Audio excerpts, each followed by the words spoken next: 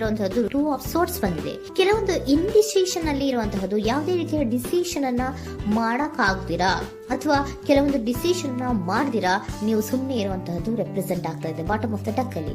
ನಿಮ್ಮ love life ನ ವಿಚಾರದಲ್ಲಿ ರೀಸೆಂಟ್ ಪಾಸ್ಟ್ ನಲ್ಲಿ ಕೆಲವೊಂದು ರೀತಿಯ ಎಂಡಿಂಗ್ ಗಳಾಗಿರುವಂತಹದ್ದು, ಲವ್ ಲೈಫ್ ನ ವಿಚಾರದಲ್ಲಿ ಕೆಲವೊಂದು ರೀತಿಯ ಡಿಸ್ಟರ್ಬೆನ್ಸ್ ಗಳಾಗಿರುವಂತಹದ್ದು, ಅವ್ಯವಸ್ಥೆಗಳಾಗಿರುವಂತಹದ್ದು, ಸಮಾಧಾನ ಇಲ್ಲದೆ ಇರುವಂತಹದ್ದು ರೆಪ್ರೆಸೆಂಟ್ ಆಗ್ತಾ ಇದೆ.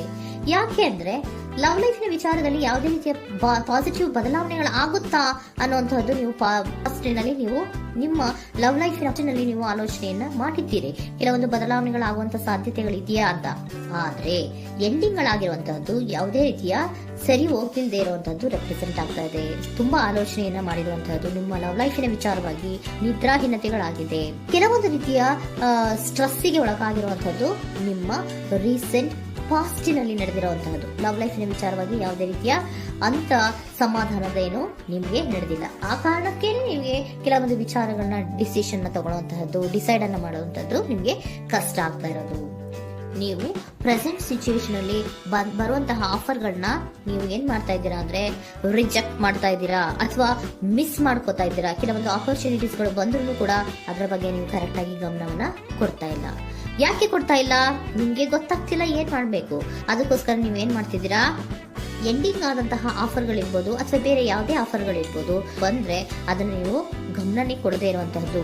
ಯಾವುದೋ ಕೆಲವು ವಿಚಾರ ನಿಮ್ಮ ಲವ್ ಲೈಫ್ ನ ವಿಚಾರವಾಗಿ ಕೆಲವೊಂದು ರೀತಿಯ ಮತ್ತಷ್ಟು ಅಂದ್ರೆ ರಿವ್ಯಾಲ್ಯೂಯೇಷನ್ ಅನ್ನ ಮಾಡ್ತಾ ಇರುವಂತಹದ್ದು ರೆಪ್ರೆಸೆಂಟ್ ಆಗ್ತದೆ. ಪ್ರೆಸೆಂಟ್ ಅಲ್ಲಿ ನಾನು ಯಾವುದೇ ಆಫರ್ ಅನ್ನ ತಗೊಳ್ಳುವಂತ ಸ್ಥಿತಿಯಲ್ಲಿ ಇಲ್ಲ ಅನ್ನುವಂತ ರೀತಿಯಲ್ಲಿ ನೀವು ಆಫರ್ಗಳನ್ನ ಮಿಸ್ ಮಾಡ್ಕೊಳ್ಳುವಂತಹದ್ದು ಅಥವಾ ರಿಜೆಕ್ಟ್ ಮಾಡುವಂತಹದ್ದು ರೆಪ್ರೆಸೆಂಟ್ ಆಗ್ತಾ ಇದೆ. ನೆಕ್ಸ್ಟ್ ಕಾರ್ಡ್ ಬಂದಿರುವಂತಹದ್ದೇನು, ಪ್ರೆಸೆಂಟ್ ನಲ್ಲಿ ಪೇಜ್ ಆಫ್ ಸೋರ್ಟ್ಸ್ ಬಂದಿದೆ. ಯಾವುದೋ ಒಂದು ನಿಮ್ಮ ಲವ್ ಲೈಫ್ ನ ವಿಚಾರವಾಗಿ ಬಹಳಷ್ಟು ಕ್ಯೂರಿಯಾಸಿಟಿಯಿಂದ ಏನೋ ವಿಚಾರವನ್ನ ತಿಳ್ಕೊತಾ ಇದ್ದೀರಾ, ಬಹಳಷ್ಟು ಕ್ಯೂರಿಯಾಸಿಟಿಯಿಂದ ತಿಳ್ಕೊತಾ ಇದ್ದೀರಾ ಏನಾಗ್ತಾ ಇದೆ, ಹೇಗಾಗ್ತಾ ಇದೆ ಅಂತ. ತುಂಬಾನೇ ನೀವು ಕೆಲವೊಬ್ರು ಲವ್ ಲೈಫ್ ನ ವಿಚಾರದಲ್ಲಿ ತುಂಬಾನೇ ಮಾತು ಕೂಡ ಆಡ್ತಾ ಇರುವಂತಹದ್ದು ರೆಪ್ರೆಸೆಂಟ್ ಆಗ್ತಾ ಇದೆ. ಏನಾಗ್ತಾ ಇದೆ, ಹೇಗಾಗ್ತಾ ಇದೆ, ಈ ಗಲಿಬಿಲಿಗಳು, ಡಿಸ್ಟ್ರಾಕ್ಷನ್ಸ್ಗಳು ಅಥವಾ ಡಿಸಿಷನ್ಸ್ ನ ಮಾಡಕ್ಕಾಗದೆ ಏನಕ್ಕೆ ಒದ್ದಾಡ್ತಿದೀವಿ ಅನ್ನೋದ್ರ ಬಗ್ಗೆ ಕೂಡ ನೀವು ಕೆಲವೊಂದು ರೀತಿಯ ಮಾತಾಡ್ತಾ ಇರುವಂತಹದ್ದು ರೆಪ್ರೆಸೆಂಟ್ ಆಗ್ತಾ ಇದೆ. ಯಾವಾಗ ಕೆಲವೊಂದು ವಿಚಾರಗಳಲ್ಲಿ ನೀವು ಮಾತಾಡಿ ಕ್ಲಿಯರ್ ಅನ್ನ ಮಾಡ್ಕೊಂತೀರೋ ಆಗ ನೀವು ಕೆಲವೊಂದು ರೀತಿಯ ಆಕ್ಷನ್ಸ್ ಗಳನ್ನ ತಗೋಬೇಕು ಅನ್ನೋಂಥ ನಿರ್ಧಾರವನ್ನ ಮಾಡಿರುವಂತದ್ದು. ಆಫರ್ಗಳು ಬಂದ್ರೂ ಕೂಡ ರೆಫ್ಯೂಸ್ ಮಾಡ್ತೀರಾ. ಆದ್ರೆ ಏನೀಗ ಹಿಂದೆ ಪಾಸ್ಟ್ ನಲ್ಲಿ ನಡೆದಿತ್ತೋ ಅದು ಯಾಕಾಯ್ತು, ಏನಕ್ಕಂಗಾಯ್ತು ಅನ್ನೋದ್ರ ಬಗ್ಗೆ ಕೂಡ ನೀವು ಮಾತಾಡುವಂತ ಸಾಧ್ಯತೆಗಳು ರೆಪ್ರೆಸೆಂಟ್ ಆಗ್ತಾ ಇದೆ ಅಟ್ ಪ್ರೆಸೆಂಟಿನಲ್ಲಿ. ಆಮೇಲೆ ನೀವು ಮಾತಾಡಿದ್ಮೇಲೆ ಕೆಲವೊಂದು ರೀತಿಯ ನಿರ್ಧಾರಗಳನ್ನ ಮಾಡುವಂತಹದ್ದು. ನೈಟ್ ಆಫ್ ವ್ಯಾಂಡ್ಸ್ ಬಂದಿದೆ. ಸೊ ಆವಾಗ ನೀವು ನಿಮ್ಮ ಕೆಲವೊಂದು ವಿಚಾರಗಳಲ್ಲಿ ಕ್ಲಾರಿಟಿಗೆ ಬಂದ್ಮೇಲೆ ನಿಮ್ಮ ಲವ್ ಲೈಫಿನ ವಿಚಾರದಲ್ಲಿ ಕೆಲವೊಂದು ಆಕ್ಷನ್ ಗಳನ್ನ ತಗೊಳ್ಳುವಂತಹದ್ದು ರೆಪ್ರೆಸೆಂಟ್ ಆಗ್ತಾ ಇದೆ. ಹಾಗೆ ಏನ್ ಆಕ್ಷನ್ಸ್ ಗಳನ್ನ ತಗೋತೀರಾ? ಈಗ ಕೆಲವೊಂದು ರೀತಿಯ ಆಫರ್ಗಳನ್ನ ನೀವು ಬಂದಂತಹ ಆಫರ್ಗಳನ್ನ ನೀವು ಏನ್ ಮಾಡಿದ್ದೀರಾ, ರೆಫ್ಯೂಸ್ ಅನ್ನ ಅಟ್ ಪ್ರೆಸೆಂಟ್ ಅಲ್ಲಿ ಮಾಡಿದ್ದೀರಾ.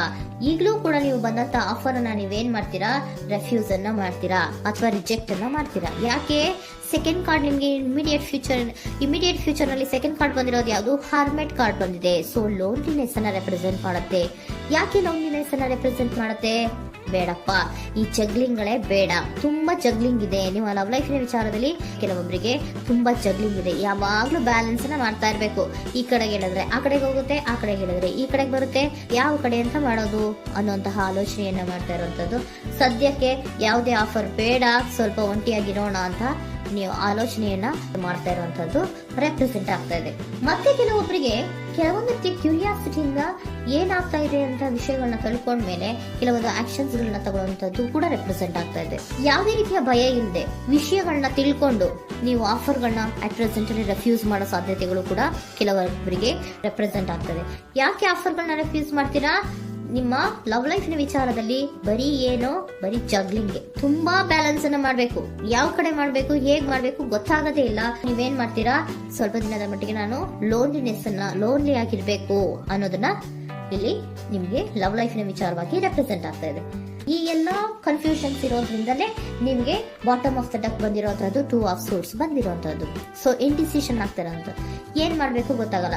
ಅದಕ್ಕೇನೆ ನೀವು ಇಲ್ಲಿ ಕುತ್ಕೊಂಡ್ಬಿಟ್ಟಿದ್ದೀರಾ, ನನ್ನ ಲವ್ ಲೈಫ್ ನ ವಿಚಾರವಾಗಿ ಯಾವ ನಿರ್ಧಾರವನ್ನ ಮಾಡ್ಬೇಕು ಅನ್ನುವಂತಹ ಆಲೋಚನೆಯನ್ನ ಮಾಡ್ತಾ ಇರುವಂತದ್ದು, ಹಾಗೇನೆ ಮಾಡುವಂತದ್ದು ನಿಮ್ಗೆ ರೆಪ್ರೆಸೆಂಟ್ ಆಗ್ತಾ ಇರೋದು. ಕೆಲವೊಬ್ರು ರೆಫ್ಯೂಸ್ ಅನ್ನ ಮಾಡಿ ಮುಂದೆ ಹೋಗುವಂತ ಸಾಧ್ಯತೆಗಳು ಇರುವಂತಹದ್ದು. ಮತ್ತೆ ಕೆಲವೊಬ್ರು ಆಫರ್ಗಳನ್ನು ಬರುವಂತದನ್ನ ಬ್ಯಾಲೆನ್ಸ್ ಅನ್ನ ಮಾಡಬೇಕು, ಜಗ್ಲಿಂಗ್ ಅನ್ನ ಮಾಡಬೇಕು, ಸದ್ಯದ ಮಟ್ಟಿಗೆ ಒಂಟಿಯಾಗಿ ಇರೋಣ ಅಂತ ಆಲೋಚನೆಯನ್ನ ಮಾಡ್ತಾ ಇರುವಂತದ್ದು ರೆಪ್ರೆಸೆಂಟ್ ಆಗ್ತಾ ಇದೆ. ನಿಮಗೆ ಏಂಜಲ್ ಗೈಡೆನ್ಸ್ ಏನ್ ಕೊಡ್ತಾ ಇದ್ದಾರೆ, ಡೋಂಟ್ ಸ್ಟಾಪ್. ಇಲ್ಲಿ ಡೋಂಟ್ ಸ್ಟಾಪ್ ಇನ ಅರ್ಥ ಏನಪ್ಪಾ ಅಂದ್ರೆ, ಯಾವ ಕೆಲವು ವಿಚಾರಗಳ ಬಗ್ಗೆ ಕ್ಲಾರಿಟಿ ಬೇಕು ನಿಮ್ಗೆ, ಯಾವ ವಿಚಾರಗಳಲ್ಲಿ ನೀವು ಕನ್ಫ್ಯೂಷನ್ಸ್ ಅಲ್ಲಿ ಒದ್ದಾಡ್ತಾ ಇದ್ದೀರಾ, ಏನ್ ಕ್ಲಾರಿಟಿ ಬೇಕೋ ಅದನ್ನ ಧೈರ್ಯವಾಗಿ ಮುಂದೆ ಬಂದು ಅದನ್ನ ಕ್ಲಾರಿಟಿಯನ್ನ ತಗೊಂಡು ಮುಂದೆ ಹೋಗು, ಅಲ್ಲೇ ನಿಂತ್ಕೋಬೇಡ ಅನ್ನುವಂಥದ್ದನ್ನ ನಿಮ್ಗೆ ಹೇಳ್ತಾ ಇದ್ದಾರೆ. ಯಾವ ವಿಚಾರವನ್ನ ನೀವು ಲವ್ ಲೈಫ್ ನ ವಿಚಾರದಲ್ಲಿ ಏನ್ ಈ ಜಗ್ಲಿಂಗ್ಗಳು ಅಥವಾ ಈ ಬ್ಯಾಲೆನ್ಸ್ ಗಳನ್ನ ಮಾಡ್ಕೊಂಡು ಅಥವಾ ಎಳ್ದಾಟಗಳನ್ನ ಮಾಡ್ಕೊಂಡಿದ್ದೀರೋ ಅಲ್ಲಿಗೆ ಕ್ಲಾರಿಟಿನ ತಗೊಳ್ಳಿ, ಧೈರ್ಯವಾಗಿ ಕ್ಲಾರಿಟಿನ ತಗೊಂಡು ನೀವು ಮುಂದೆ ಆಕ್ಷನ್ಸ್ ಅನ್ನು ತಗೊಳ್ಳುವಂತದ್ದು ರೆಪ್ರೆಸೆಂಟ್ ಆಗ್ತಾ ಇದೆ.